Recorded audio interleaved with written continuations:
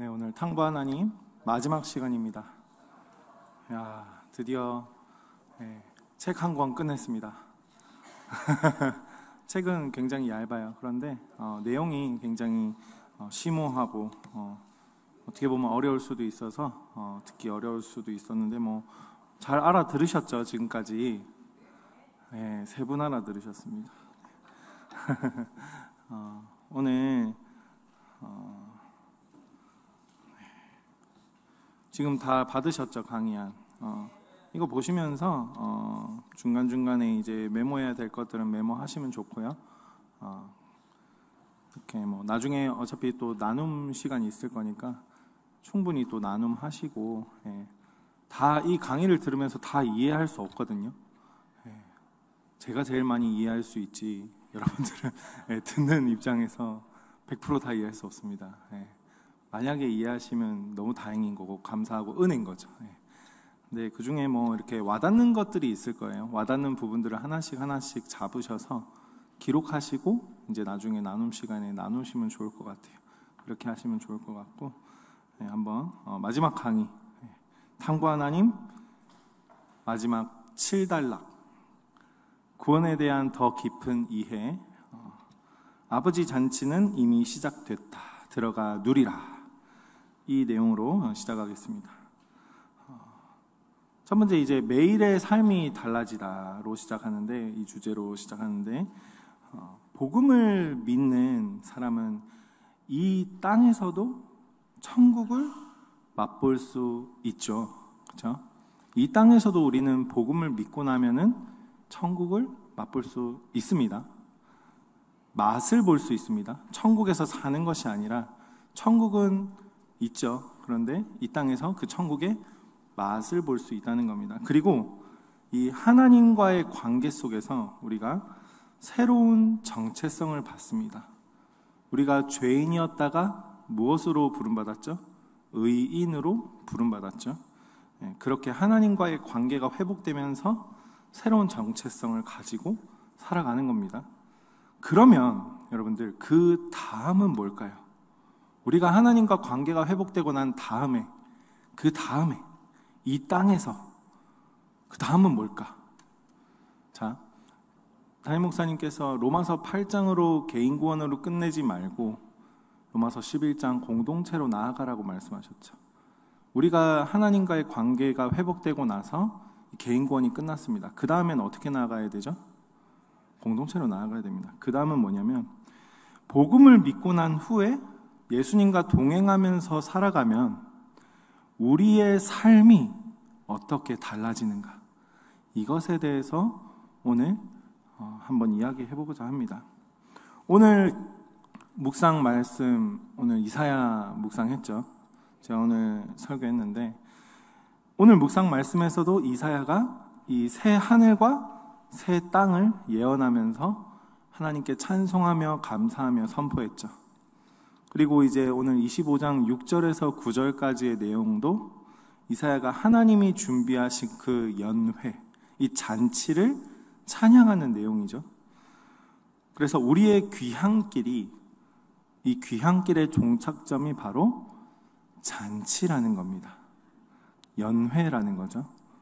우리가 다시 돌아가야 할 고향, 그게 바로 하나님이 준비하신 잔치라는 거죠. 그래서 예수님이 자신이 이루시는 이 구원에 대해서 무엇으로 묘사하셨냐면 잔치로 묘사하셨어요. 이제 그분은, 예수님은 식사를 구원의 은혜의 증표로 남겨두셨습니다. 그것을 교회에서 뭐라 그러냐면 주의 만찬 혹은 성만찬이라고 하는 거죠. 우리가 배운 이 잃어버린 두 아들에 대한 비유, 우리가 이 비유를 가지고 계속해서 공부를 했는데, 결국 이제 이 비유에서도 뭘로 끝나죠? 둘째 아들을 환영하는 잔치로 이 비유의 이야기가 끝나잖아요. 이 잔치는 이제 어떤 걸 의미하고 있냐면 종말에 벌어질 이 하나님의 대축제를 상징하고 있는 겁니다. 그래서 하나님이 이렇게 이 잔치, 이런 식으로 말하시는 이유가 뭘까? 잔치라는 것이 바로 구원의 기초라는 겁니다. 잔치가 구원의 기초라고요. 그래서 이 잔치를 우리는 4가지 방식으로 경험할 수 있습니다. 첫 번째 나와 있죠. 여기에 강의 안에. 첫 번째는 뭡니까? 체험적으로 경험할 수 있는 거예요. 우리가 그냥 이 개념적으로 알고 가는 것이 아니라 실제로 내 피부로 내 삶에서 체험을 할 수 있다는 거죠. 그리고 두 번째는 뭐냐면 이 타락한 물질 세계도 구속하심. 많은 사람들이 이제 이 땅의 것은 타락했다. 고로 안 좋다. 이게 뭐냐면 영지주의입니다. 그게 아니라 하나님께서는 이 타락한 세계도 구속하신다. 이거를 우리는 잔치를 경험할 수 있는 거고, 세 번째는 복음의 내면화, 복음의 생활하고요. 마지막으로 공동체, 이 공동체를 통해서 우리는 잔치를 경험할 수 있습니다. 그러면 첫 번째, 체험적인 경험은 무엇인가? 이거부터 제가 설명을 드릴 건데, 고개를 많이 돌려도 화면에는 계속 잡히네요. 잔치에서는 뭘 합니까? 식사를 하죠. 잔치에 가면은 식사는 항상 포함되어 있습니다. 먹고 마시고. 그게 없는 것은 잔치라고 말할 수가 없죠. 잔치라고 해가지고 밥 준비 안 하고 식사도 없고 아무것도 없으면 속상하잖아요. 그렇죠? 이 잔치라는 것은 이 식욕이랑 오감이 채워지는 자리인 거예요. 자, 우리가 새가족 행복학교 이제 묵상 강의 때 묵상 하잖아요. 그러면은 어떤 부분 묵상하죠? 요한복음 2장에 가나 혼인잔치 묵상을 하지 않습니까? 거기서도 예수님이 이제 어느 결혼식의 피로연에 갔는데 포도주가 떨어졌다고 합니다. 그때 이제 포도주가 떨어졌다는 그 사실을 예수님이 알게 되죠. 이 포도주가 떨어졌다는 것은 이 결혼한 부부랑 사람들에게 망신이 되는 일이에요. 손님을 맞이했는데 마실 것이 다 떨어졌다. 그래서 이제 예수님께서 몇 개의 커다란 항아리에 들어있는 물 가지고 포도주로 바꾸십니다. 이것을 성경에서는 뭐라고 말하냐면 표적이라고 이야기합니다. 표적이란 이 예수님의 핵심 사역, 이 사역의 핵심을 알리는 전조라는 뜻입니다. 예수님이 이제 굳이 이렇게 표적을 통해서 사역의 핵심을 알리신 이유가 뭘까? 바로 예수님은 이 땅에 잔치를 베풀러 오셨다라고 이해하시면 좋습니다. 잔치 속에서 우리는 먹고 마시죠. 저는 2인분, 3인분 먹을 수 있는데 어쨌든 예수님이 주인 되신 이 잔치에서는 재밌으신가요? 요즘 제 아내가 이 먹는 게 좀 양이 줄어서 기뻐하더라고요. 너무 많이 먹어서 그랬는데 저도 나이가 들었는지 모르겠는데 건강한 걸 좀 추구하게 되더라고요. 요즘에 뭐 야식을 안 먹은 지 꽤 됐습니다. 아멘 누가 하시는데 아멘. 그래서 예수님이 주인이 되신 이 잔치에서는 포도주가 마를 일이 없겠죠. 그렇죠. 그런데 우리가 원죄로 인해서 우리는 이 땅에서 수고하고 열심히 일해야만 이제 먹을 수 있는 저주를 받게 되었죠. 언제 그랬습니까? 아담이 죄 짓고 난 다음에. 그래서 아담은 열심히 이 땅에서 일하고 수고해야만 열매를 맺을 수 있었고, 그것을 먹을 수 있었고, 이제 그의 아내는 해산하는 고통을 얻게 되었죠. 요즘에는 이제 마취 주사가 있어서 조금 수월하지만요. 그래도 아이를 기르는 그게 더 힘들잖아요. 그렇죠? 이 땅에 살아가는 동안에 우리는 이 땅에서의 누리는 잔치는요 한계가 있죠. 그러나 포도주가 떨어지기도 하고 그렇지만 예수님이 주인 되신 잔치에서는 어떻습니까? 어떻겠어요? 부족함이 없고 한없이 풍성하다는 거예요. 너무나 당연한 말이죠. 이 종말에 벌어지는 잔치, 이 4가지 중에 첫 번째 체험적인 경험은 우리가 맛보아 알 수 있는 거예요. 뭐라고요? 맛보아 알 수 있는 것. 체험적이라는 거죠. 우리가 그냥 관념적으로 알고서 끝나는 게 아니라 체험을 할 수 있다는 겁니다. 그래서 구원은요, 객관적이고 법적일 뿐만이 아니라요, 또한 주관적이고 체험적이라는 겁니다. 이 맛을 봐야 맛을 안다, 익숙하시죠? 무슨 간장? 네. 구원도 체험을 통해서 우리가 맛보아 알 수 있는 겁니다. 예수님이 주인 되신 그 잔치, 종말에 이 대잔치의 맛을 볼 수 있는 곳이 지금 우리가 사는 이곳에서 어디입니까? 교회죠. 교회입니다. 다른 곳은 없습니다. 하나님은 교회를 통해서 우리에게 이 종말에 벌어질 잔치의 맛을 보게 해주시는 거죠. 교회에 와서 잔치에 우리가 참여를 해야 되는데, 수십 년 교회를 다녀도 이 잔치에 참여하지 못하는 사람들도 있죠. 예. 와가지고 그냥 오기만 하고 잔치에 참여는 하지 않는 느낌 아시죠? 예. 문제가 뭘까요? 뭐가 도대체 문제일까? 그런 분들은 우리의 마음 문을 굳게 닫고 있어서 그래요. 자기 중심성, 내 틀, 이것으로 내 마음 문을 굳게 닫아놨을 때 내가 이 교회 자리에 앉아 있다 할지라도 결코 그 잔치에 나는 실질적으로 참여하며 체험할 수 없습니다. 자, 우리 한번 행위로 한번 해볼까요? 자, 이렇게 따라해 보실까요? 어제 담임 목사님께서 신방에서 한번 가르쳐 주신 겁니다. 우리의 마음 문을 열어서, 자, 성령님을 초대합니다. 성령님을 초대해서 다시 내 마음 문을 닫습니다. 그럼 내 안에 누가 있죠? 성령 하나님이 계십니다. 이 성령님과 함께 내주하는 것이죠. 자, 그것까지 하시면 되고, 우리가 이렇게 성령님을 영접하면은, 지금 이렇게 순종하셨잖아요. 제가 이렇게 강압적으로 안 해서 순종하신 건지 아니면 뭐 그냥 어떻게 하신 건지 모르겠지만, 이렇게 이제 하는 것으로 인해서 성령님이 우리를 도우신다는 거예요. 내 마음 문을 여는 하나의 우리의 어떤 믿음 안에서의 행위가 될 수 있는 거죠. 우리가 성령님을 영접하면 그분이 실제로 우리 마음 가운데 거하시게 되는 거예요. 그러면 성령님을 모시고 살아가면 그 사람은 그 다음부터는 자기중심적인 그 삶으로 살고 싶지 않게 돼요. 자기중심성으로 살아가지 않게 되는 게 아니라 자기중심적으로 살고 싶지 않게 됩니다. 눈을 뜨는 거죠. 내 문제가 무엇인지, 내 꼬라지를 보게 되는 거예요. 그게 어떻게 할 때? 우리가 성령님을 영접했을 때. 그래서 개인주의에서 공동체로 나아가게 되고요, 섬김의 방향으로 가고 싶은 마음이 생깁니다.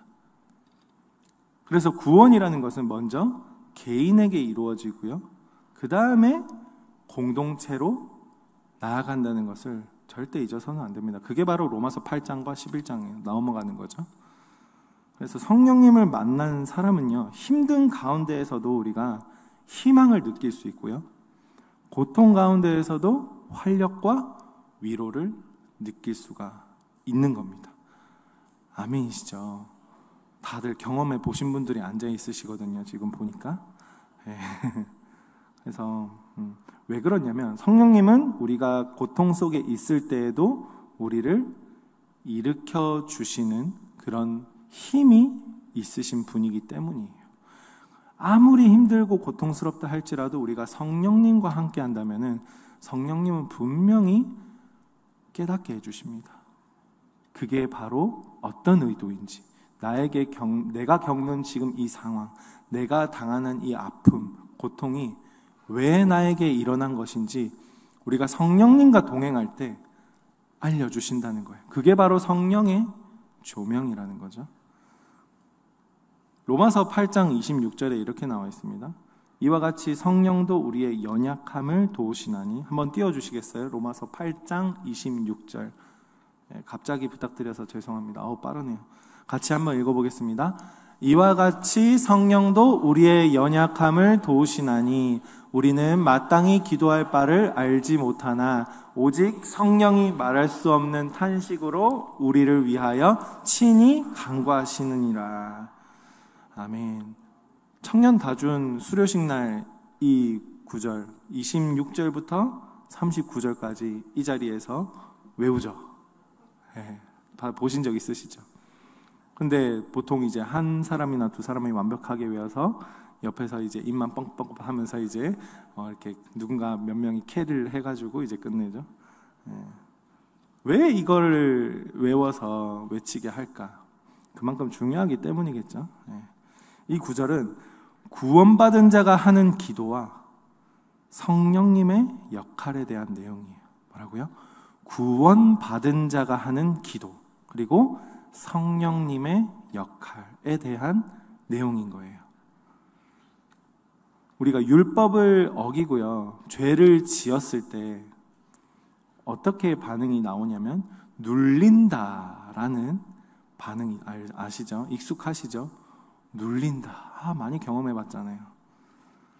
이제 우리가 수치심과 이 죄책감으로 가득 차 있다는 것은 왜 그러냐면 하나님의 이 자비를, 하나님의 사랑을 추상적인 개념으로 인지하고 있기 때문이에요.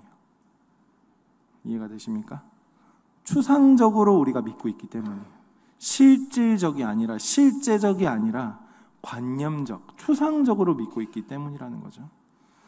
하나님의 자비는요, 결코 추상적이 아니라 경험적이고 체험적이라는 겁니다.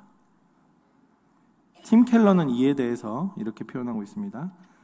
그 자기의 단맛을, 이를테면 성령의 입 속에서 느껴야 한다.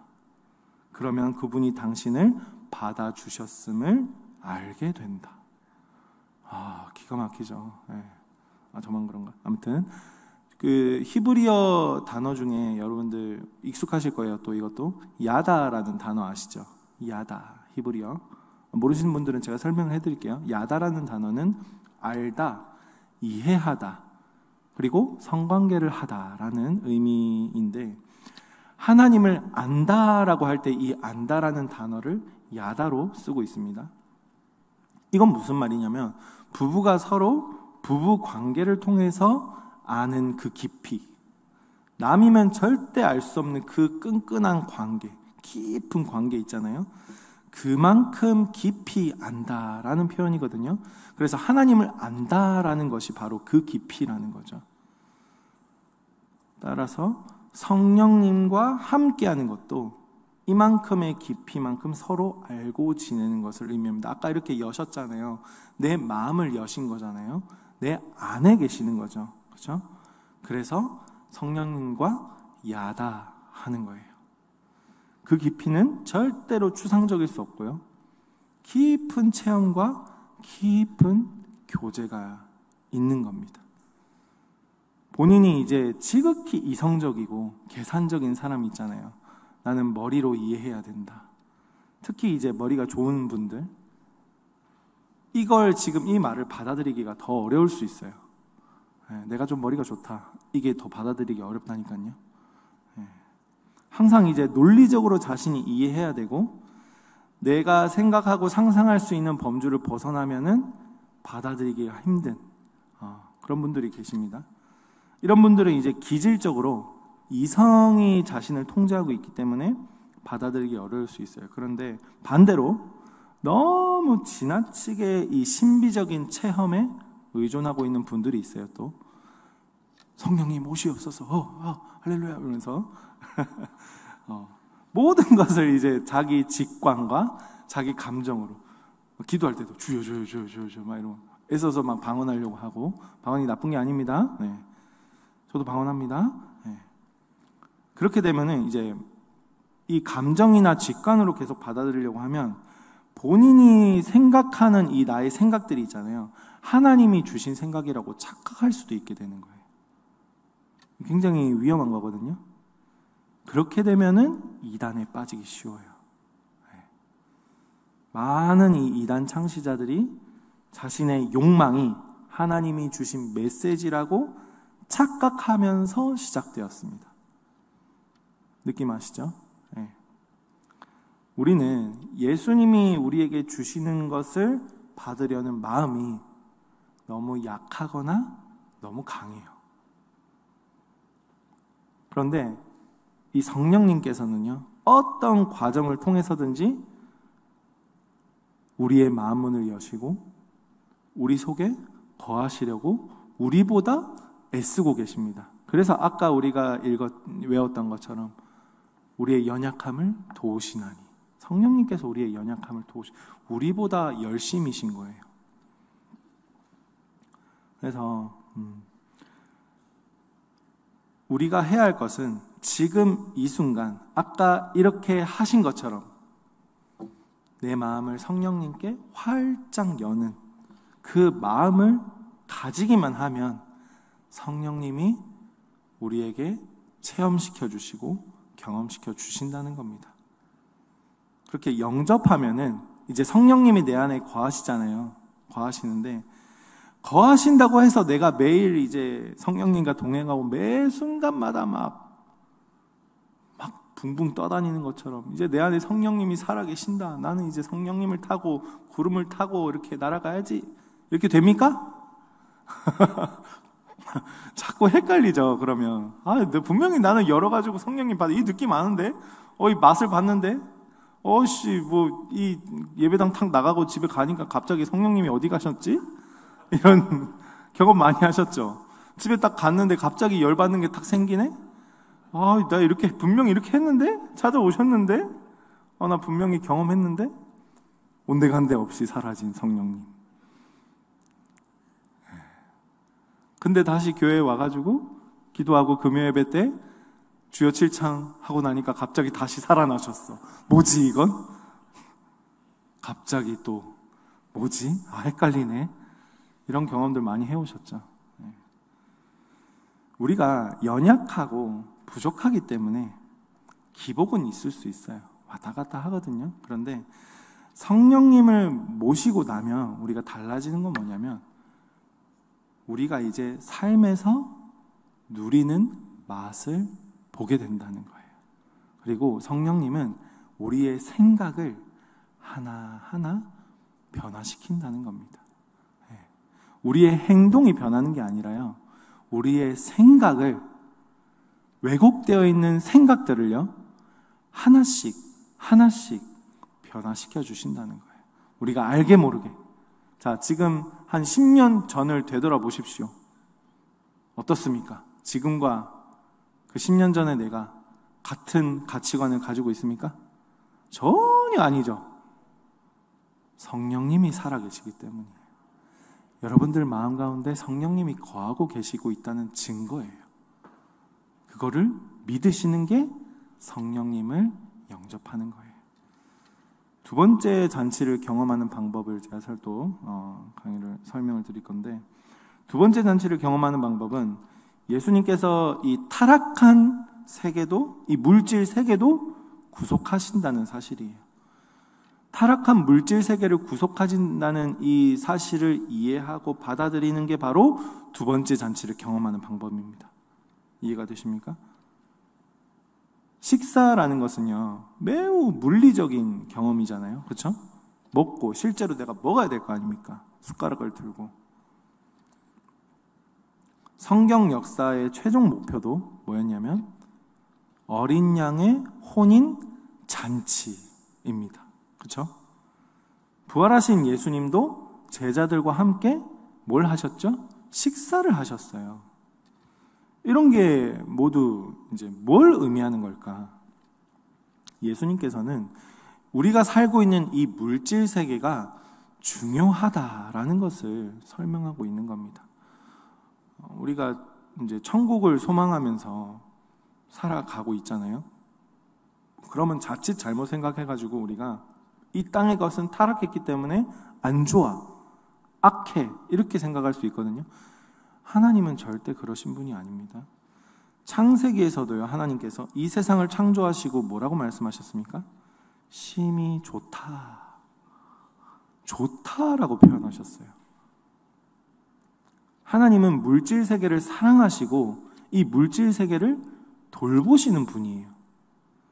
비록 이제 우리의 죄로 인해서 이 물질 세계가 어떻게 되었죠? 타락했죠. 타락했지만 하나님은 지금도 여전히 이 물질 세계를 돌보시고 계신다는 겁니다.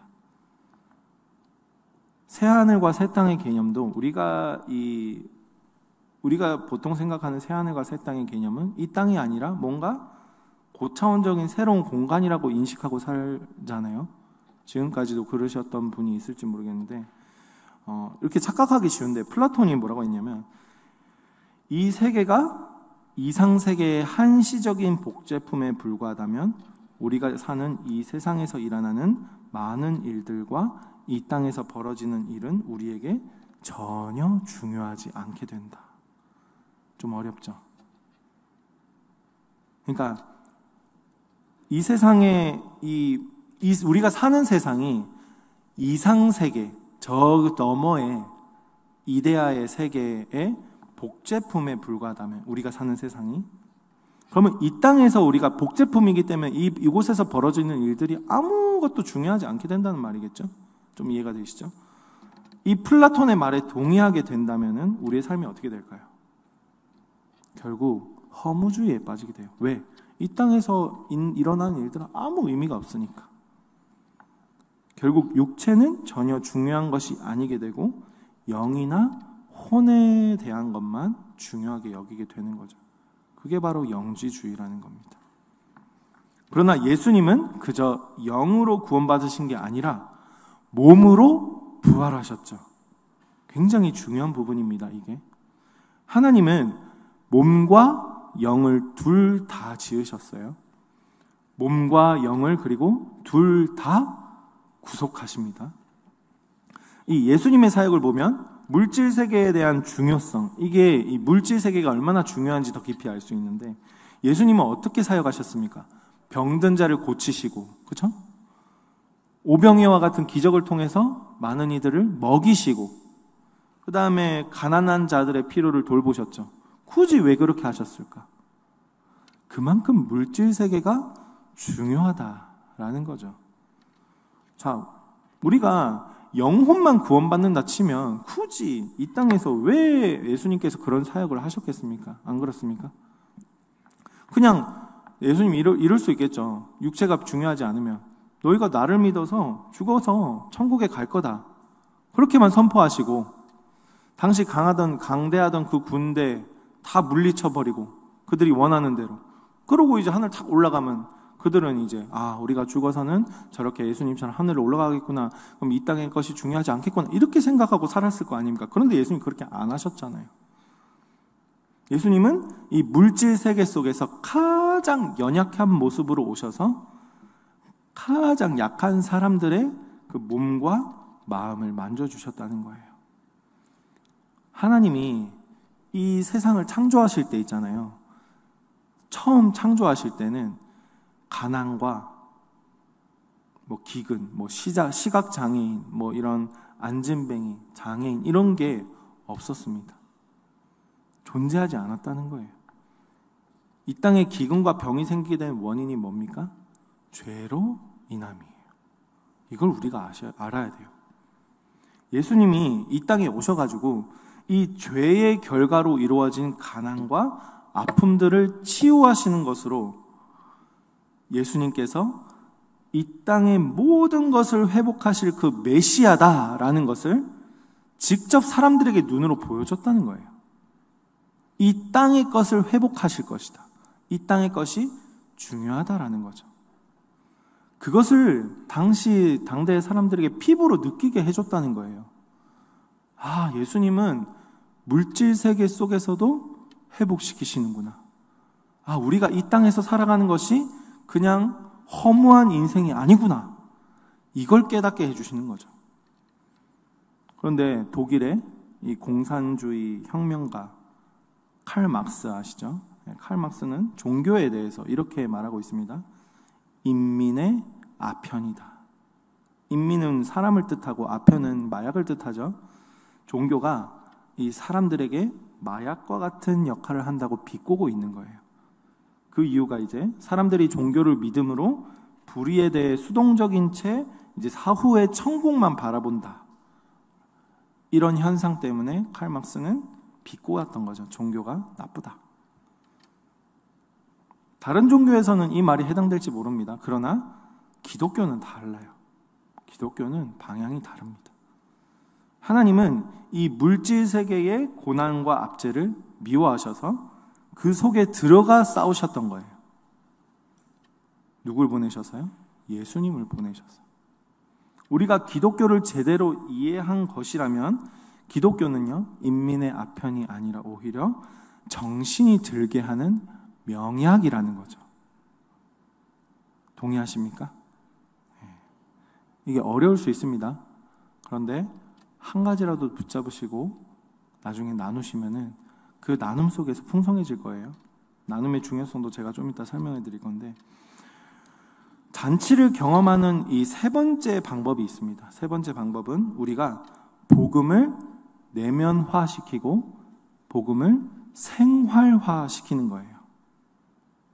대부분 종교는 이렇게 얘기하고 있습니다. 나는 순종한다. 고로 나는 신에게 받아들여진다.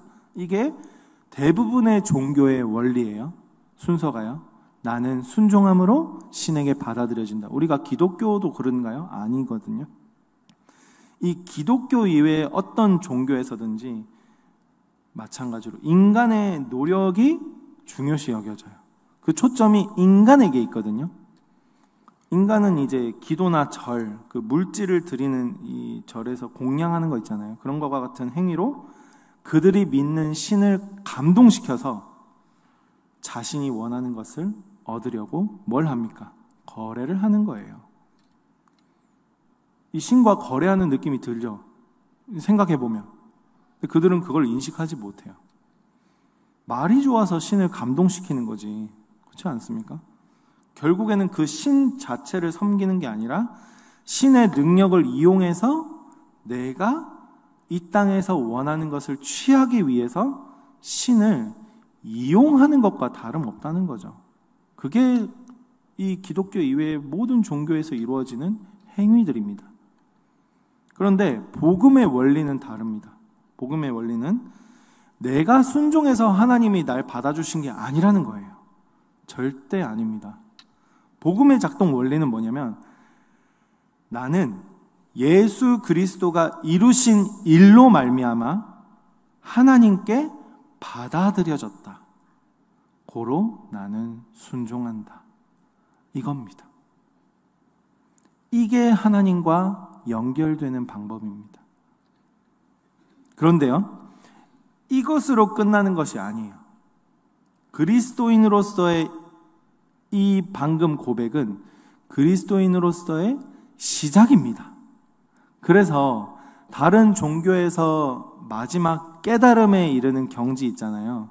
그게 이 그리스도인에게는 시작이라는 거예요. 정말 상상할 수 없죠. 네. 다들 이제 저기 그 승려분들이 앉아 계신 거예요. 그냥 저기 지금 바로 그냥 거기 뭐 이렇게 범어사 가셔서 제 최고 고참 되셔도 돼요. 그 어떤 분이 이런 얘기를 하더라고요. 요즘 절에 가면 이런 질문을 하면 대답을 못 한다고 합니다. 이렇게 하는데 어떤 질문이냐면 죽어서는 어떻게 됩니까? 내세에는 뭐가 있습니까? 이런 질문을 하면은 대답을 못 한다고 합니다. 저는 좀 쇼킹했거든요. 네. 뭔가 있을 것 같잖아요. 보통 이제 불교는 그거거든요. 윤회 사상. 그렇잖아요. 그래서 이 땅에서 열심히 뭔가 내가 좋은 일을 해야 다음 생애에 뭔가 이렇게. 근데 그것도 요즘에는 대답을 못 한다고 합니다. 왜 그런지 모르겠네요. 어쨌든 하나님과의 관계가 회복됐다고 해서 우리가 끝이 아니라 우리에게는 이 하나님께서 우리와 관계를 맺어주심으로 우리가 드디어 하나님께 반응할 수 있게 되었다. 이게 바로 시작이라는 거예요. 그런데 우리의 습성은 어떻습니까? 하나님이 만들어주신 관계보다는 이 땅의 것에서 찾는 경향이 있죠. 그런 경향이 있습니다. 어떤 것들이 있나? 자, 우리가 의지하는 대상은 무엇인가? 우리가 의지하는 것이 정말 그리스도가 이루신 일들인가? 머리로는 그렇다라고 이렇게 이해하시죠. 그런데 우리는 자, 찔리실 수도 있어요. 사람들의 인정, 직업적인 성공, 권력과 영향력. 교회 안에서도 마찬가지죠. 내가 어느 정도 인정받았으면 좋겠어. 사람들이 나를 잘 알아줬으면 좋겠어. 뭐 이런 것들 마음 솔직히 없진 않으시잖아요. 그런 것들을 의지하고 살아가죠. 이렇다고 지옥 간다는 말이 아닙니다. 네, 당연한 증상이에요. 우리는 뭐가 남아있기 때문에? 죄성이 남아있기 때문에. 그 결과 우리는 계속해서 어떻게 살아가냐면 불안 속에서 살아갑니다. 불안해. 네.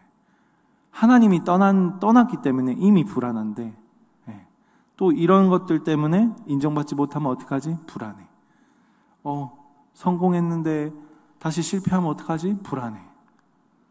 권력과 영향력, 나는 권력이 있는데 이게 뭔가 떨어지면 어떡하지? 영향력이 어떤 사람이 나를 모함해서 내가 영향력 없는 인물이 돼버리면 어떡하지? 불안해. 이런 불안 속에 살아가거든요. 이런 것들은 단순히 우리의 의지로 변화시킬 수 있는 게 아니에요. 절대. 내 의지만으로 살아간다면, 여러분들 의지가 강한 분들 있죠? 아무도 없으신 것 같은. 내 의지가 강하면은, 개인주의를 빠지는데, 그것도 사실은 자기중심성이거든요. 그런데, 내 의지만으로 성경의 원리대로 살아진다면, 공동체가 왜 필요하겠습니까? 안 그렇습니까? 그냥 혼자 저기 산에 들어가가지고, 나 혼자 산다를 찍으시면 되지. 그렇잖아요? 그럼 지금 말하고 있는 주제가 뭐죠, 제가? 복음의 생활화, 복음의 내면화입니다. 그렇다면 이 복음이 내 삶 속에서 생활화 되어지고 복음이 내 마음에 내면화 되어지기 위해서는 내가 어떻게 해야 된다는 말인가? 그렇게 생활화 내면화 시켜서 하나님의 잔치를 이 땅에서 내가 어떻게 누려야 한다는 말인가? 자, 팀 켈러는 이렇게 얘기합니다. 복음의 생활화와 내면화를 하기 위해서는 복음을 더 깊이 이해하고 마음에 빼어들게 해야 된다. 당연한 말이잖아요. 당연한 말을 하고 있어요.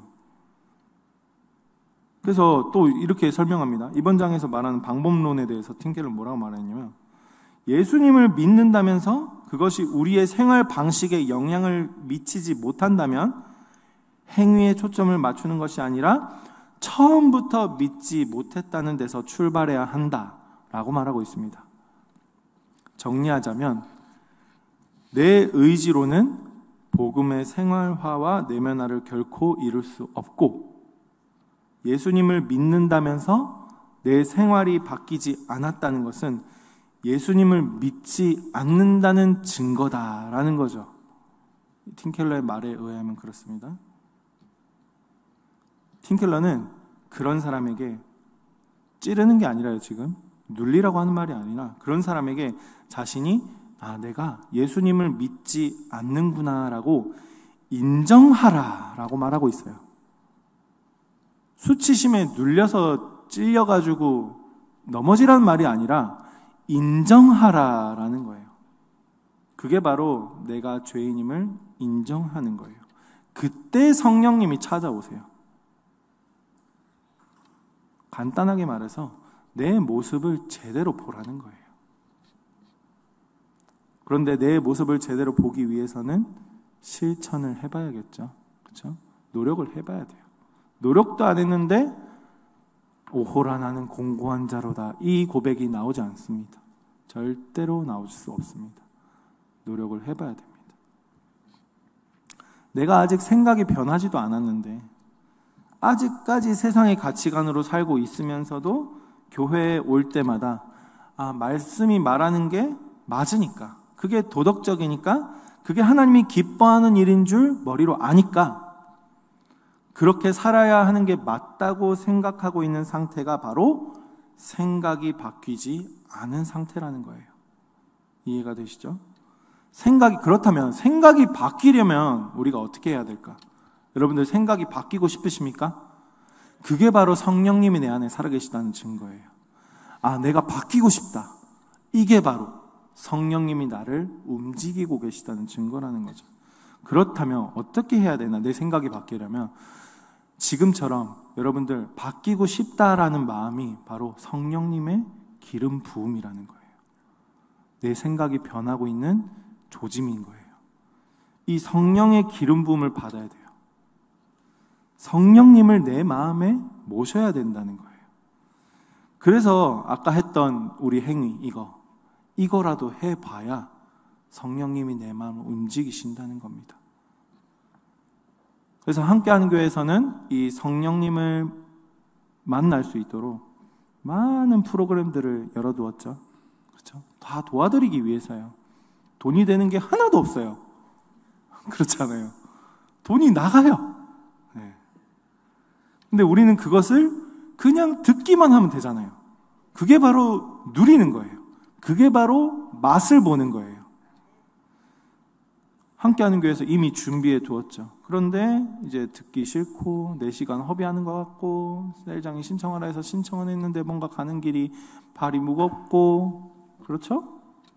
책임감으로 훈련을 하나 들으면 그 자리에 가는 내 발걸음이 너무 무거워.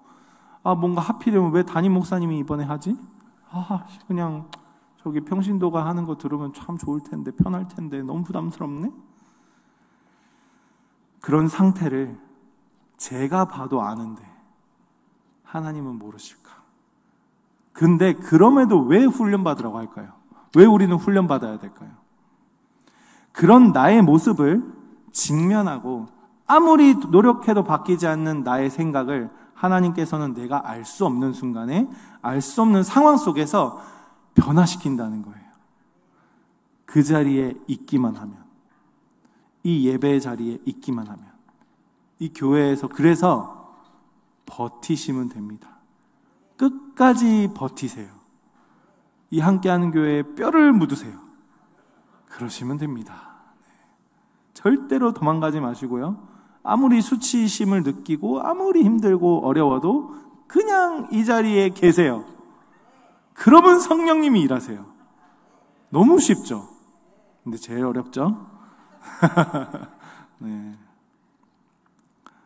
그래서 아무리 내가 노력해도 안 될 것만 같은 이 복음의 생활화, 복음의 내면화가 성령님이 탁 찾아오시면 그냥 자연스럽게 됩니다. 이걸 제가 뭐라고 하냐면 되어지는 은혜라고 표현합니다. 저는 내가 어떻게 해야 되지가 아니라요, 하나님이 되어지게 하신다. 그 은혜의 맛을 경험해봐야 성령님께서 그 사람의 삶을 변화시키고 그 자신도 그 삶이 기뻐지게 되는 것입니다. 그게 바로 내 생각이 바뀌는 거예요. 이제 네 번째 하기 전에 물 한 잔만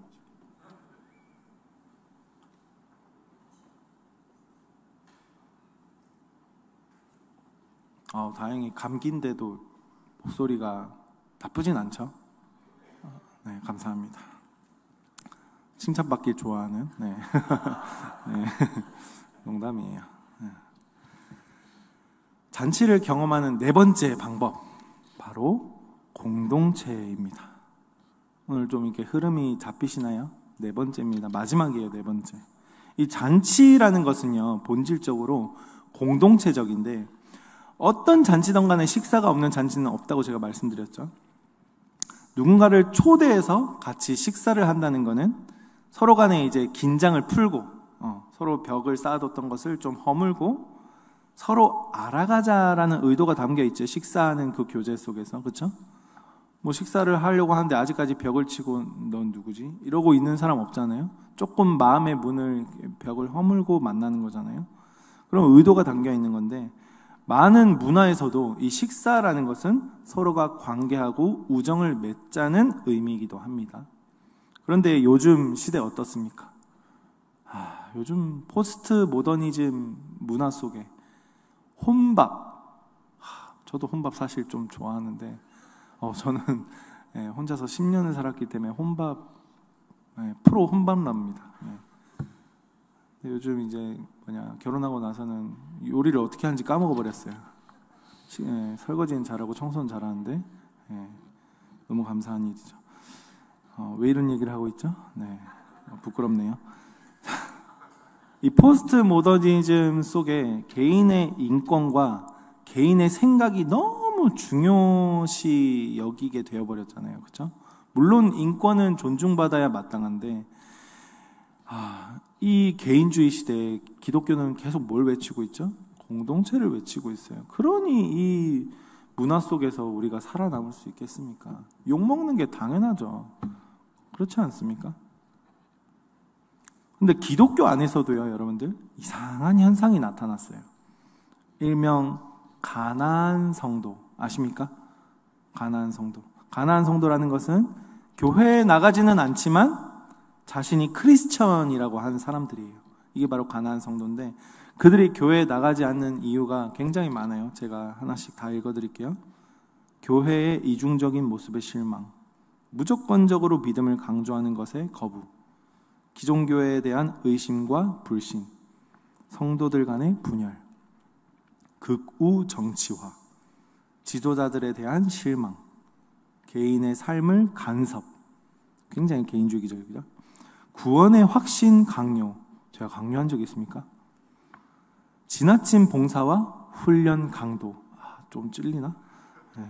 목회자의 윤리 문제, 교회 내 권위적이며 비민주적 분위기, 교회 세습, 이런 많은 문제점들로 인해서 교회에 대한 회의를 느끼고 더 이상 교회를 나가지 않고 유튜브로 자신이 원하는 설교를 선택해서 듣는 그런 분들, 이게 바로 가나안 성도라고 합니다. 이 가나안 성도들은 자신의 신앙을 포기한 것이 아니라 자신들의 관점과 신앙적인 이유로 교회를 떠났기 때문에 교회 공동체가 자신의 기준에서 다시 건강해진다면 언제든지 나는 돌아갈 것이다 라고 생각하는 사람들이에요. 사실 이 아까 말한 것 중에 교회가 개선해야 될 부분이 물론 있습니다. 그런데 가나안 성도들의 인식이 먼저 바뀌어야 되는 부분도 있는 거죠. 그렇죠? 우리 함께하는 교회 교역자 회의 때는 항상 책 모임을 하거든요. 책 나눔을 해요.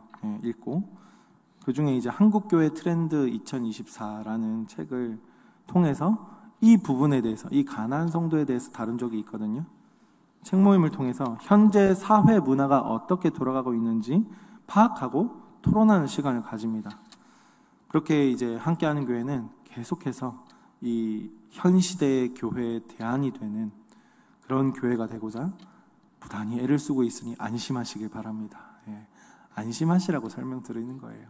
문제가 무엇인지 모르는 게 제일 문제잖아요. 문제가 무엇인지 알고자 합니다. 알고 나아갑니다. 한국교회 트렌드 2024에서도 말하는 것과 지금 우리가 배우고 있는 이 탕부 하나님에서 동일하게 말하고 있는 게 뭐냐면 혼자서는 성장할 수 없다 라는 것입니다. 이 동일하게 말하고 있는 부분입니다. 우리는 절대로 혼자서 성장할 수 없어요. 여러분들 아기 때 부모님이 키워주셨잖아요. 그렇죠? 혼자서 어떻게 큽니까? 근데 영적인 아기가 나 혼자서 클 수 있어, 난 유튜브 볼 거야, 말이 안 되죠. 우리에게 그러면 뭐가 필요할까? 건강한 공동체가 필요하다는 거예요. 가나안 성도들이 말하는 것도요, 하나님에 대해서는 관심이 있으나 건강한 공동체가 없다라고 소리치는 거거든요. 근데 그들의 말하는 건 자기 중심적인 거죠. 자기가 깨어지지 못하고 자기의 틀을 발견하지 못하고 자기가 죄인인 줄 모르고 그렇게 이제 교만한 모습인 건데, 지금까지 탕부 하나님에서 계속해서 설명했듯이 교회들이나 종교기관이 그들에게 불쾌함을 주는 이유가 뭐냐면 바로 우리가 지금 이 비유 속에서 다루고 있는 형 부류의 사람들로 교회가 가득 차 있기 때문이에요. 이건 사실이에요. 그렇죠? 우리 계속해서 배웠잖아요. 우리는 형이기도 하면서 동생이기도 하잖아요. 이제 인정하시죠? 네. 마지막 시간에 이거 인정 못하시면 이제 다시 처음부터 강의를 해야 되는데. 네. 그런데 그들이 외치고 있는 이 형들 때문이라는 생각도요. 잘 들으세요. 그 형들 때문에 내가 교회를 안 간다라고 하면서 교회를 멀리 한다는 것 자체가 이 또한 방식만 다를 뿐이지 스스로 의롭게 여기는 행동에 불과하다는 거예요. 무슨 말인지 아시겠죠? 그래서 우리가 그리스도인이 되기 위해서는 다른 신자들의 공동체에 동참하지 않고서는 결코 그리스도인으로서 영적으로 성장할 수가 없습니다. 그래서 우리는 반드시 교회의 일원이 되어야 하는 거죠. 그 예로 이제 C.S. 루이스 아시죠? 그가 한 말이 있습니다. 그의 책 이 네 가지 사랑이라는 책에서 찰스의 죽음을 인상 깊게 묵상한 우정이라는 제목의 에세이가 있어요. 거기서 이렇게 나옵니다. 찰스는 특유의 농담을 잘하는 인물이었다. 그런데 찰스가 죽고 나니까 그의 농담을 듣고 즐겁게 반응하는 로널드의 반응도 다시는 볼 수 없게 되었다. 찰스가 죽고 로널드는 이제 내 차지가 되었는데 내가 누릴 로널드는 많아지기는커녕 오히려 줄어들었다. 무슨 말인지 아시겠죠? 찰스가 농담하는 것을 즐겨하는 이 로널드의 반응을 더 이상 볼 수 없게 되었다는 거예요. 자신이 로널드와 함께하는 시간이 많아지게 되었음에도 그 로널드가 즐거워하는 모습을 더 이상 볼 수 없게 되었다는 거죠. 이런 면에서 우정이라는 것은요, 천국 자체를 가깝게 닮았다라고 C.S. 루이스는 이렇게 설명하고 있어요. 천국은 우리 각자에게 있는 하나님을 보는 시각이 다른 나머지 모두에게 확산되기 때문이다. 이게 좀 어렵죠. 영어를 한국어로 번역해서 그래요. C.S. 루이스는 한 개인을 알아가는데 공동체가 필요하다라는 걸 말하고 싶은 거예요. 이 한 사람을 알아가기 위해서는 공동체가 필요하다. 그렇다면 여러분들, 예수님을 알아가기 위해서 얼마나 더 많은 공동체가 필요하겠습니까? 그렇지 않습니까? 많은 사람들은 예수님을 알고 싶다고 말하고 있습니다. 그렇죠? 여러분들도 예수님 더 깊이 알고 싶잖아요. 그런데 이건 절대 혼자서는 불가능한 일이에요. 공동체를 모른다. 이거는 예수님한테 관심이 없고 예수님 자체를 아예 모른다는 거예요. 예수님을 알아가기 위해서는 그분을 알아가고 싶어 하는 많은 사람이 있는 공동체에 내가 속해져야만 그분을 진정으로 알아갈 수 있고 닮아갈 수 있게 된다는 겁니다. 그러나 이제 잘못 이단 공동체에 빠지면은 왜곡된 사실을 알게 될 수도 있으니까 조심하시고요. 함께하는 교회에 그냥 계시면 돼요. 검증된 곳입니다. 네. 고신. 네. 건강한 공동체. 아주 유명하죠. 이런 공동체에 내가 있다는 것만으로도 얼마나 감사한 일입니까? 안 그렇습니까? 완전 로또 로또보다 더, 로또는 아무것도 아니죠. 그렇잖아요. 로또는 뭐 금방 사라질 건데, 예. 몇십억 있어봤자, 안 가져봐서 우린 잘 모르죠? 예. 뭐, 그런데 이 교회에 있으면서도 내 마음에 안 드는 구석도 있죠. 그렇죠? 교회가 모두 내 마음에, 아닌가. 예. 모두 내 마음에 들게 하지 않는, 들지 않게 행동하는 분들도 간혹 가다가 있죠? 예. 여긴 없는 것 같아요. 예. 자, 여러분들, 내 아내도, 내 자식도 내 마음대로 안 되잖아요. 근데, 하물며 남들이 내가 마음에 들게 해주겠습니까? 그거는 말이 안 돼요. 그렇잖아요. 교회 공동체는요, 의인이 모인 곳들이 아니라 죄인이 모인 곳들이에요. 예. 그 죄인들이 모여서 예수님을 닮아가는 곳이다라고 우리가 이해하시면 좋아요.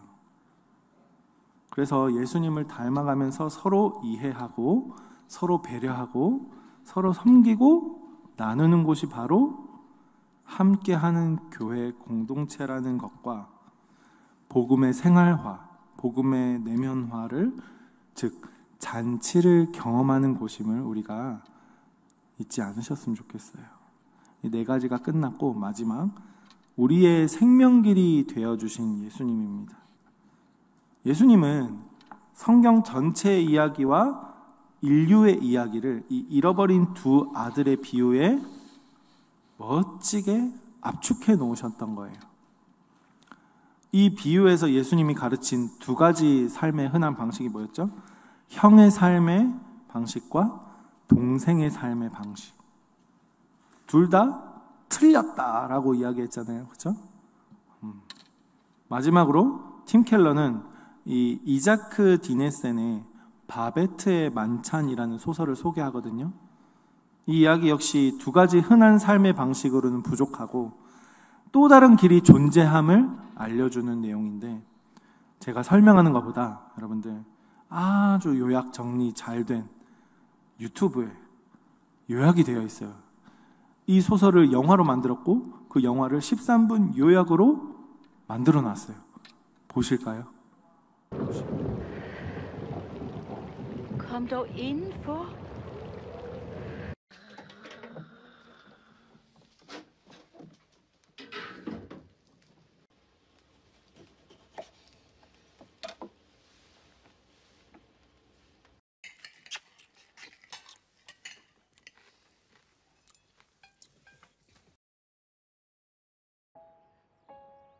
이곳은 19세기 말 덴마크의 작은 어촌 마을.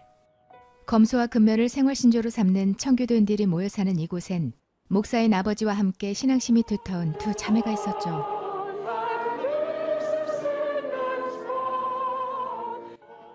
독일의 두 종교개혁가의 이름을 딴 세례명 필리파와 마르틴은 백발이 다 되도록 마을 사람들을 챙기며 검소하게 살아갑니다.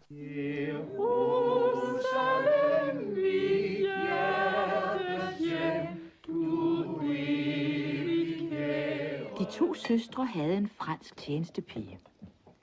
Hun hed Babette. 아름답고 빛났던 자매의 젊은 시절, 결혼을 그저 공허한 환상쯤으로 여기던 아버지로 인해 외부에서 온 청년들은 번번이 돌아서야 했고 Den ene var en ung officer ved navn Lorenz Löwenhjelm. 방황의 종지부를 찍기 위해 연로하신 고무댁에서 머물게 된 로렌스라는 장교도 그중 한 사람이었죠. 그러나 자매의 집에서 열리는 목회에 참여할수록 마르틴과의 결혼이 불가능하다는 걸 깨달은 로렌스는 결국 야망을 택합니다. Han ægtede en af dronning Sophies hofdamer.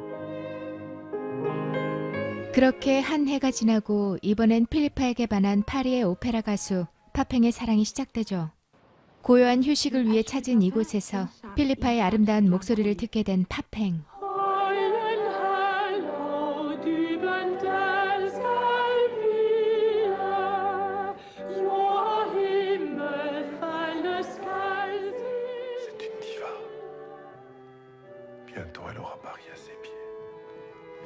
그는 곧장 카톨릭 신자임을 밝히고 자매의 아버지를 설득해 필리파의 개인 교습을 허락받습니다.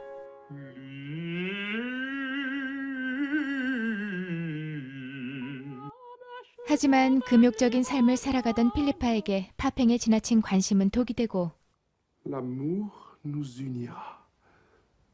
Jeg ønsker ikke at fortsætte mine samtimer, og jeg vil bede far om at give Monsieur Papin besked om min beslutning. 이후 평생 독신으로서 서로를 의지하며 검소하게 살아가던 어느 날 En septembernat i 1871. 늦은 밤 바베트라는 낯선 프랑스 여성이 찾아왔죠. 무언가 쫓기듯 몹시 지쳐 보이던 그녀는 웬 편지를 꺼내 그들에게 보여줍니다. Vil erindringen om en franskmands hengivenhed bevæge deres hjerte til at frelse en fransk kvindes liv? 오래전 이루지 못한 사랑을 가슴에 품고 살고 있던 파팽의 편지였죠. Den ulykkelige overbringer af dette brev, Madame Babette Ersan, har, som også min skønne kejserinde selv, måttet flygte fra Paris.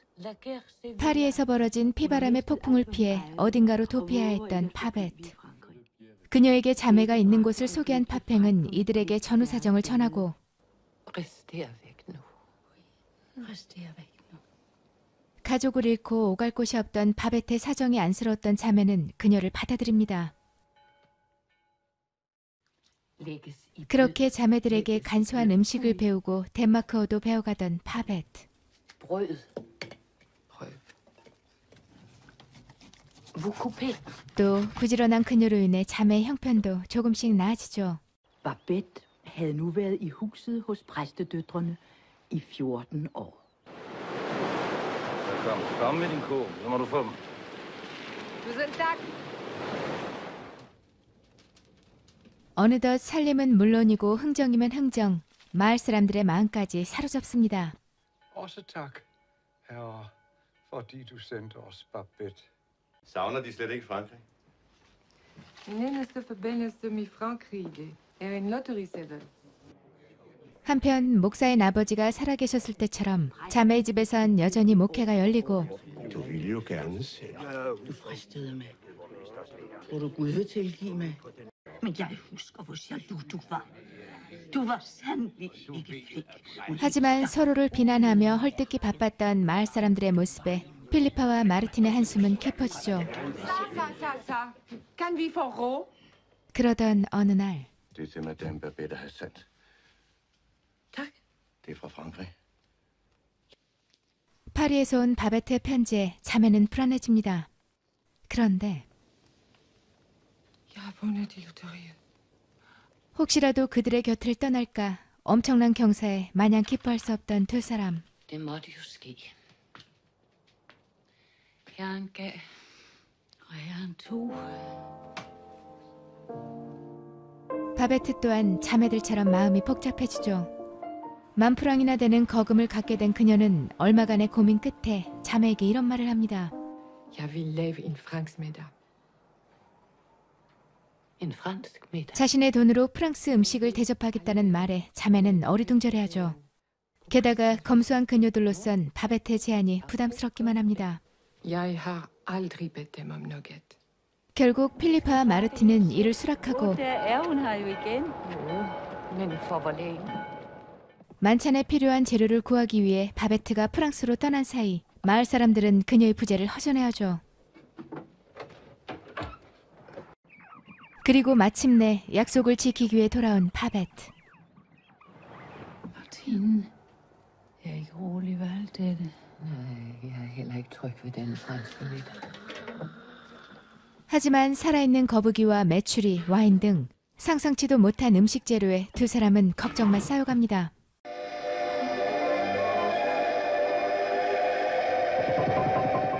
그날 밤 악몽에 시달리던 마르틴은 긴급히 마을 사람들을 소집하고 Men vi har slet ikke forudset, hvad det kunne føre til.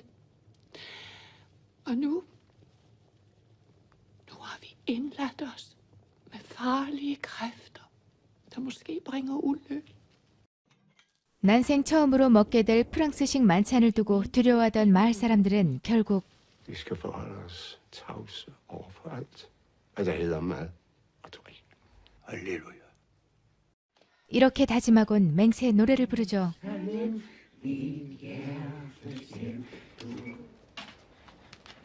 그렇게 며칠간 바베트의 만찬 준비가 진행되는 사이 Det er fra fru Løvenhjelm. 뜻밖에도 젊은 시절 마르틴의 정인이었던 로렌스까지 참석하게 되고 일이 커져버립니다. En general. Vær kun rolig, mademoiselle. Der er nok til alle. 마침내 만찬에 초대받은 마을 사람들이 속속 찾아오고 바베트의 손이 더욱 빨라지죠. Tak fordi I ville køre den lange vej.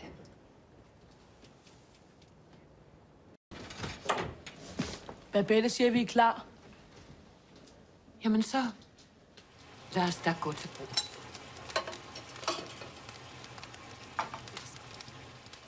화려하게 세팅된 테이블을 보고 크게 놀란 마을 사람들은 애써 태연한 척합니다. Og husk, vi kan intet smage. 식전 입가심부터 저마다 다른 고급 와인까지 만찬은 그야말로 완벽한 코스 요리처럼 시작되죠. Den bästa amontillado jag någonsin har smakat. 파리의 고급 레스토랑을 경험한 로렌스만은 흥분을 감추지 못합니다. Ikke et ord. Vilken sköldpaddsoppa. 하지만 그런 로렌스와는 눈도 마주치지 않는 마을 사람들. 한편 분주한 부엌에서는 송로버섯, 캐비어와 같은 진귀한 재료들로 만든 음식들이 차례대로 나올 준비를 마치고 Il glace-t-il alle, et pour le général, faire compter à tante. Jamen, 음식 맛에 푹 빠진 로렌스를 본 마을 사람들도 점점 그를 따라하기 시작하죠.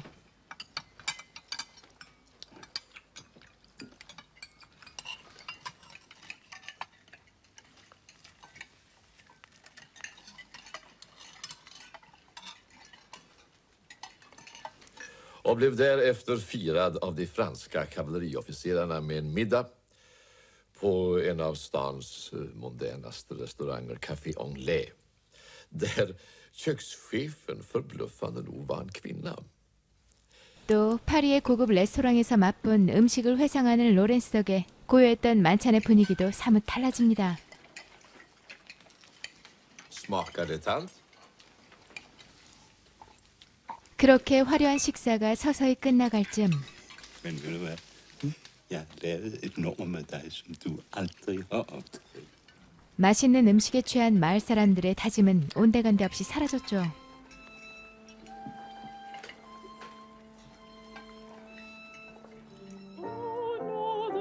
마지막으로 디저트와 커피를 마시고 만족스러움에 흥얼거리던 마을 사람들은 흥에 겨워 얼싸안고 노래까지 부릅니다. Jag har varit hos er varje dag i mitt liv. Säg att ni vet det. Ja, jag vet. Då vet ni också att jag kommer att vara hos er varje dag. Som ännu blir mig förunnat. 검소한 삶을 살아가던 자매들에게도 오늘만은 특별했죠. 그런데 det var en meget god middag. Jeg var engang køkkenchef au Café Anglais. 놀랍게도 로렌스가 말한 파리 최고의 셰프였던 바베트. Rejser du ikke til Paris? Jeg har ikke noget at vende tilbage til. En middag teltol au Café Anglais koste 10.000 francs. 이곳에 남기로 결심한 그녀는 재료비로 당첨금을 아낌없이 써버렸죠. En kunstner er aldrig fattig.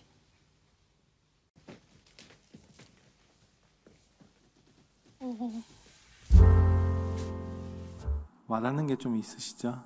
예, 각자 좀 느끼는 부분들이 있으실 텐데 나눔 시간에 충분히 나누시면 좋을 것 같고 이 바베트의 만찬을 먹던 사람들 잠시 순간이나마 그들의 표정이 어떻게 바뀌죠?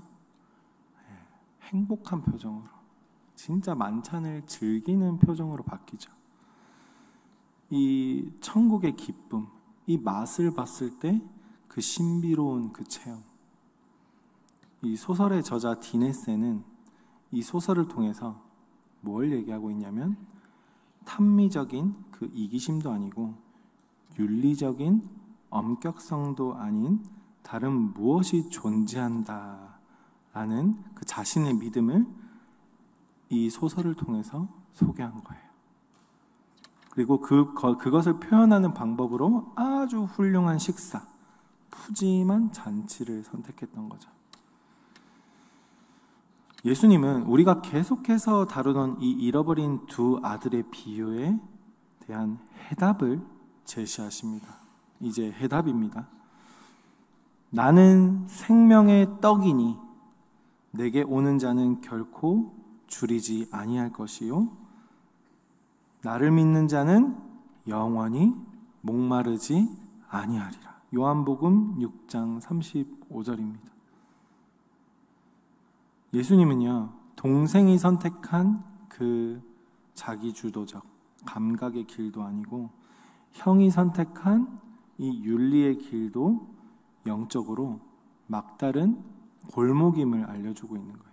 틀렸다라고 하고 있는 거죠. 예수님은 제대로 된 길이 단 하나 있음을 보여주시는데 그게 바로 자기 자신, 그분 자신이라고 하고 있는 겁니다. 그래서 예수님은 나는 생명의 떡이라 나를 먹어라. 식인이 아닙니다. 네, 오해하시면 안 됩니다. 우리가 예수님 안에 들어가면 그분 안에서 최고의 잔치와 만찬을 누릴 수 있는 거예요. 그리고 미래의 구원을 기도, 섬김, 내 본성의 변화, 성품도 변하거든요. 그리고 치유, 관계 회복을 통해서 지금 우리가 살아가는 이 땅, 이 교회에서 맛을 볼 수 있다는 겁니다. 함께하는 교회에서는 이 맛을 제대로 보여주는 모든 준비가 완료되어 있어요. 대단한 교회죠. 그래서 새로 등록한 이 교인들은 새가족 행복학교라는 이 맛을 보는 프로그램을 필수로 듣게 되는 거고요. 그리고 양육반부터 코칭반, 자아상 회복 세미나, 로마서반, 기독교 세계관 이런 것들 모두가 개인의 의지로 할 수 없는 변화의 장을 마련해주고 제공해주고 있다는 겁니다. 그래서 우리는 그 프로그램을 나 혼자만 듣는 게 아니라 공동체 속에서 각 팀별로 이루어져서 뭘 하죠? 각자 느낀 점을 나눕니다. 이게 진짜 중요한 거예요. 이 나눔 속에서 우리의 생각이 조금씩 변하는 겁니다. 그래서 예배만 드리고 셀 나눔 안 하시고 가면은 그 사람이 제일 변하기 힘들어요. 열쇠는 바로 이거예요. 강의를 듣고 이해하는 것으로만 끝나면 안 됩니다. 그러면 절대 우리의 생각이 변하지 않습니다. 평생 예배드리고 평생 교회에서 말씀 듣는 분들 중에 변한 분들이 과연 얼마나 있을까요?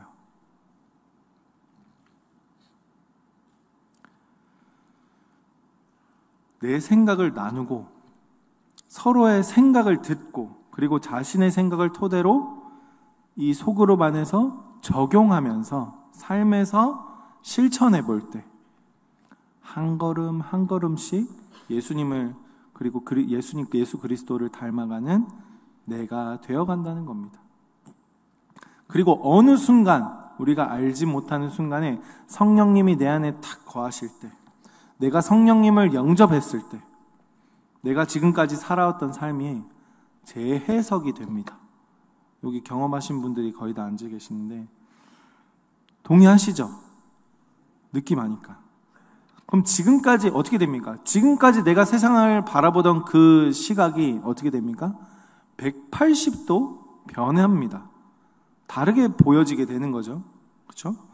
내 아내도 달라 보입니다. 아직까지 내 남편과 아내가 아직까지 원수다. 좀 생각을 해보셔야 됩니다. 예. 그렇게 바뀐 내 생각은 내 행동을 변화시키고요.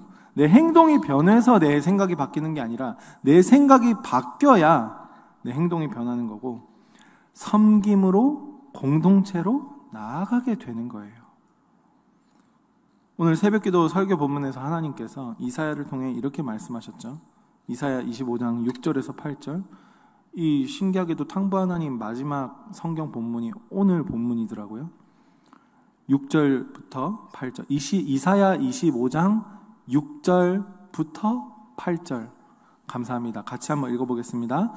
만군의 여호와께서 이 산에서 만민을 위하여 기름진 것과 오래 저장하였던 포도주로 연회를 베푸시리니 곧 골수가 가득한 기름진 것과 오래 저장하였던 맑은 포도주로 하실 것이며 또 이 산에서 모든 민족의 얼굴을 가린 가리개와 열방 위에 덮인 덮개를 제하시며 사망을 영원히 멸하실 것이라.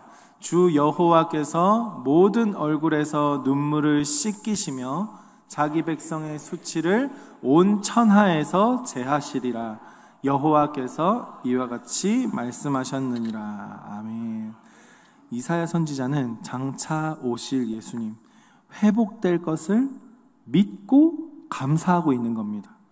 우리가 이 땅에서 이 교회에서 누리는 것은 장차 올 그 일들의 맛보기에 불과한 거죠.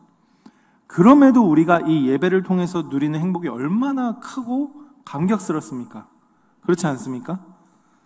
이사야가 감사하고 기뻐한 것처럼 우리에게도 이 공동체를 허락하시고 이곳에서 시온성에서 누릴 이 만찬의 맛보기를 보여주시는 그 하나님께 우리가 감사함으로 나아갈 수 있지 않겠습니까?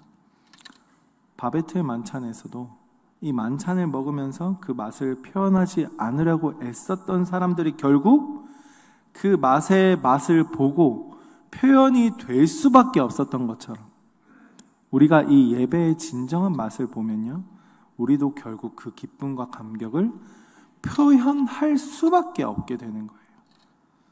그러나 이제 누구는 외향적이고 누구는 내향적이기 때문에 그 표현의 정도와 차이가 있을 수 있죠.